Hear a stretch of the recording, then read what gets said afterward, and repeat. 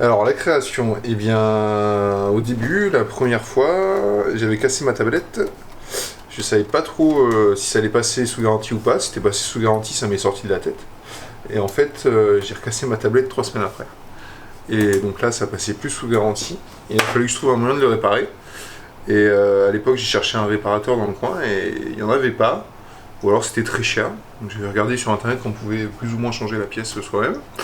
Et je m'étais lancé là-dedans. Et parallèlement à ça, je travaillais au lycée à Tyros en fait. Et je voyais tous les jeunes qui avaient des portables cassés. Et à chaque fois, j'en demandais, mais pourquoi vous ne faites pas réparer? Il y avait deux freins à la réparation, c'était le prix et la localisation.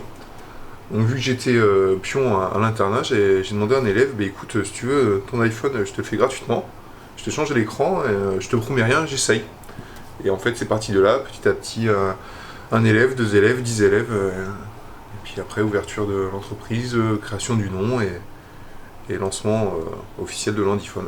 Fait par exemple sur des produits Apple, on va dire que maintenant, si on prend le cas du dernier Apple, il est sorti aux alentours des 1000-1100 euros.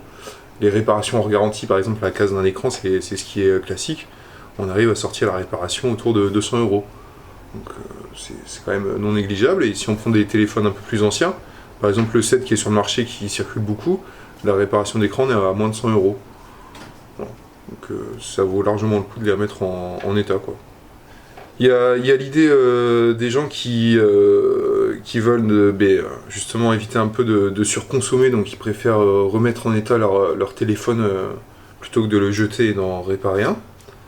Derrière ça, il y a tout un processus aussi. Si la personne veut jeter son téléphone, maintenant on peut le reprendre totalement cassé et on le reconditionne, et moi je le remets sur le marché sous une seconde main, c'est ce qu'on appelle les téléphones reconditionnés. Et encore plus loin dans le process du recyclage, quand les écrans sont cassés, en fait, moi je les envoie à des usines pour qu'ils me les recyclent. Donc il n'y a aucune pièce qui est perdue ou jetée dans la nature, quoi. Et les batteries, tous les trimestres, je les envoie à un centre pour destruction.